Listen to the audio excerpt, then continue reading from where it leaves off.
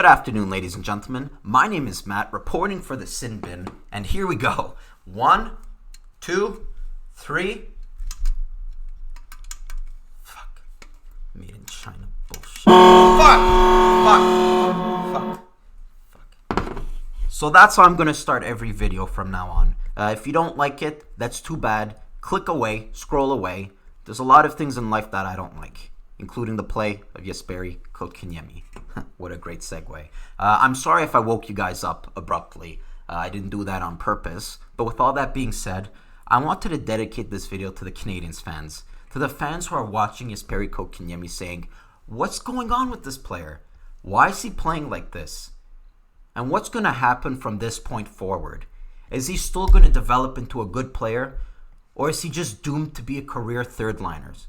So, in this video, we're going to discuss all of that and much, much more. But first, make sure to drop a like and to subscribe to my channel for a lot more Canadiens news, for a lot more NHL news. So, with Kotkaniemi, I don't know if you guys saw it or not, but I made a video quite a while ago. I think I called it something like why I think Kotkaniemi is overrated. But in that video, I kind of said my real thoughts on Kotkaniemi. So, one thing on my channel that I wanted to say, I rarely say what people want to hear. No, I say what people need to hear. And most importantly, I will always speak my opinion. I know that my opinion, in whatever it may be, not just hockey, it's not always the most popular opinion.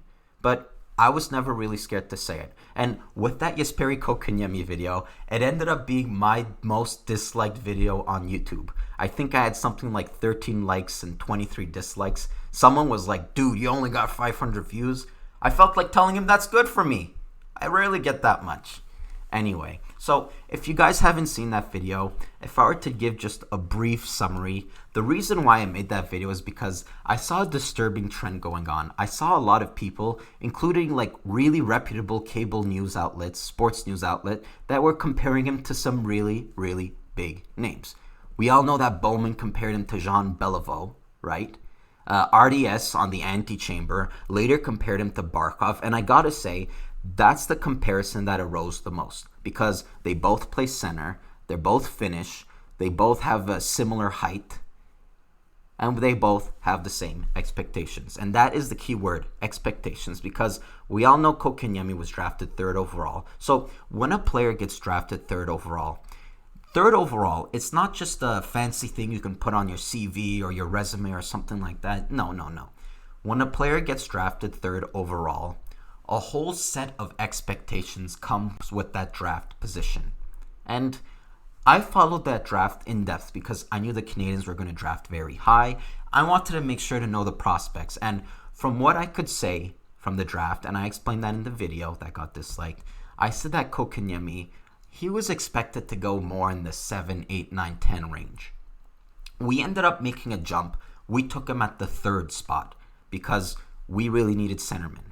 Now, if I'm to be completely frank, do I think it was the best pick? No. Do I think it was a bad pick? No. I think Jesperi Kotkaniemi is going to be a role player.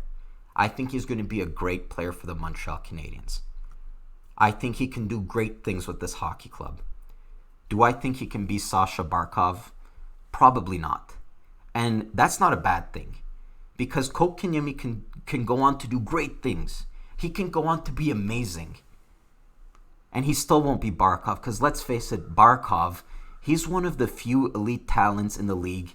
Not many players have talent like him. Like I can count it on my one hand. If you look at some of his shootout videos, I mean, not many players can do that. And that's not a bad thing. That's not a bad thing because you don't have to be Barkov to be a good player. And that's sort of what I wanted to say in the video. I also wanted to say to temper down expectations. Because while I do think he's going to be a good player, I didn't see him being like a super elite player. For me, elite, the definition is point per game. Going to be great on the penalty kill, two-way game, such as that. There's no clear definition etched in stone, but I think we kind of have a loose understanding of what elite is. Now, moving on forward, I summarized that video. So I put up my thoughts out there. Now, the season starts. Kotkaniemi, he gets a goal on the road. Right off, that's a really good thing because Kotkaniemi struggled scoring on the road. I don't think he had one all of last season. And here the year starts against Carolina. He gets on a puck in front of the net. He rips a top corner. Oh, and by the way, guys, no matter what I say about Kotkaniemi, I will say this. He has a tremendous shot. I was looking at some of his goals last year, and his release, for the little bastard he is, he has such an insane release. So he scores against Carolina. That's great. And now a few games later, I forget who the team was I think it was Buffalo, perhaps? Yeah, Buffalo. Another goal on the road. I'm saying, wow, Kotkaniemi might have an excellent year. He might break out this year. And then the year advanced, and Jesperi Kotkaniemi struggled. I think that Mitch Melnick put it best when describing Kotkaniemi's play. He's just a few steps behind. He doesn't look lost. He doesn't look like he can't skate or, anything like that. He just looks like he's a few steps behind. Why? Why? I mean, did he play the best last year? No, but he was really promising for 18-year-old. Why is it he looks worse this year than last year? You would think that he would build from last year. Why is it he's playing like this? I don't know why I just became Italian, but a lot of people have been saying the reason why he's playing like this is because of his new body. He's like a 13-year-old boy discovering his body for the first time, but it's a little bit different. Because it's not like he's growing hair or anything crazy like that. He gained muscle. He gained a lot of muscle. He's been eating that finished protein. And a lot of people have been saying that he needs to adapt playing in that new body. He needs to adapt playing in his new frame. And that doesn't happen all of a sudden. That takes time. He's going through an adaptation period. So that's why he looks a few steps behind. Now, to that, I will reply. If we wanted him to adapt to a new body, if we were going to envision him having this little period of struggle, why play him in the NHL, guys? The NHL is not a development league. It's a league of results. You should come to the NHL when you're ready. The AHL, that's where you develop players. That's where you let the players ripen. That's where they can go through the troubles of growing into their new body and adapting to the speed and, playing under pressure, whatever it may be. I always thought it was the AHL. And I did say that in my video. It struggles for me to say I told you so because it's not happy for me. But I did want to temper some of the expectations down. Now, again, I'm coming off overly negative. I don't think that this is all over for Kotkaniemi. I mean, we're not going to get all up in arms over 10 games in his second season.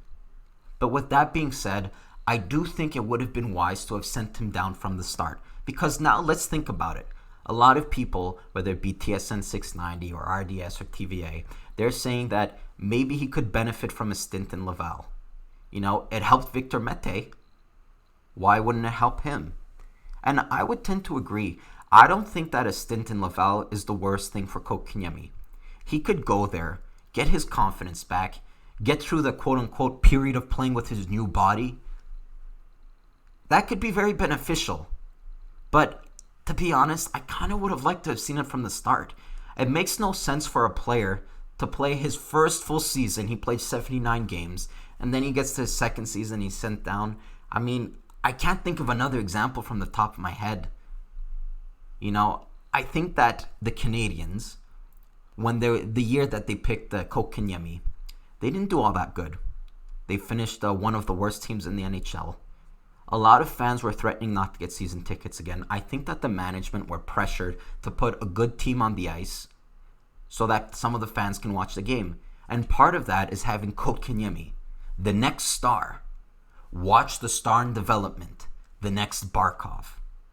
So, for me, I really want to see him go to the AHL, get his game back, get his confidence. I don't think it's going to hurt him. I don't think we're past the point of no return. Because a player can't over-ripen. There's no such thing as playing him in Laval too much. They can't over-ripen a player. It's all good experience. And there's some players that were better than Kotkaniemi that were still sent down to the AHL team. The first name that comes to mind is Cody Glass. So, do I think it's over for Kotkaniemi? Absolutely freaking not.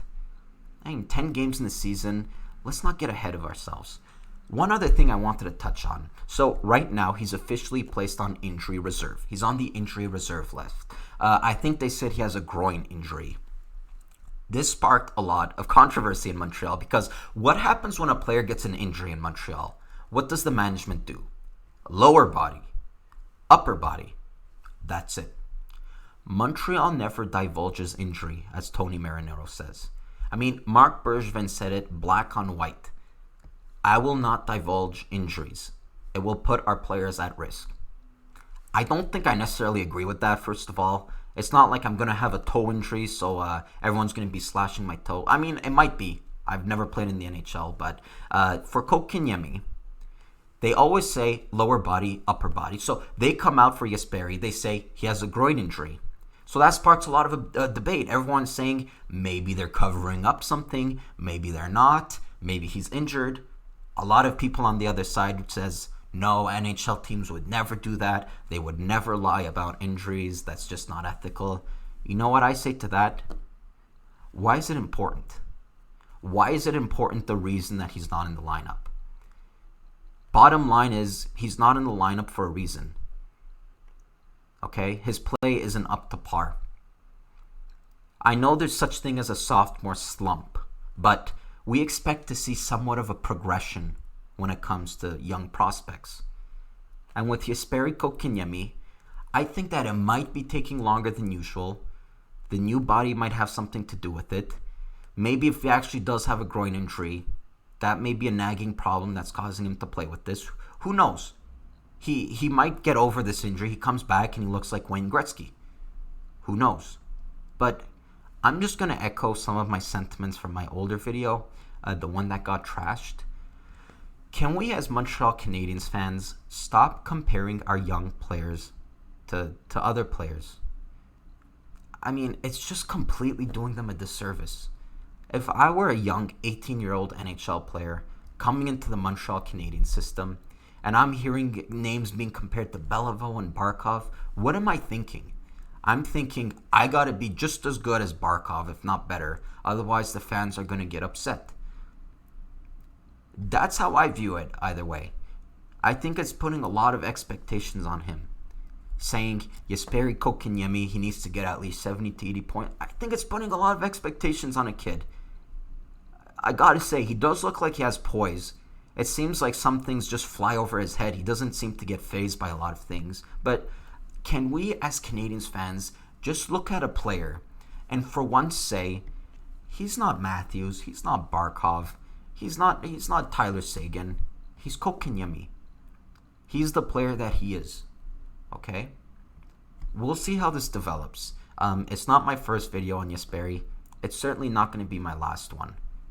I think the kid has tremendous talent. If you see that one preseason goal he scored against New Jersey, where he just ripped that puck with such a quick release, and if you look at the goal slowly, you'll see that the net, momentarily, it comes off its moorings. He shot so hard the net came off his moorings. And that's from a rather lanky, skinny guy. The guy has talent. Okay? He's in a bit of a funk. Okay? I hope that the management realize this and do the right moves. Let me know what you guys think. Do you think he should stay with the Canadiens? Do you think he should be sent to Laval for a period to get his funk back? Or, as some people have mentioned, do you think he should go all the way back to Finland? I don't think that's a good option. I mean, that's a little far away in my opinion. He's not going to be under the watchful eye of the Montreal Canadiens, but either way, let me know your opinion. I really hope this one doesn't get trashed, guys, because it took me a lot of takes to make this video either way. So, I hope you guys enjoyed this. Make sure to like and subscribe. And as per usual, my name is Matt. Keep your stick on the ice.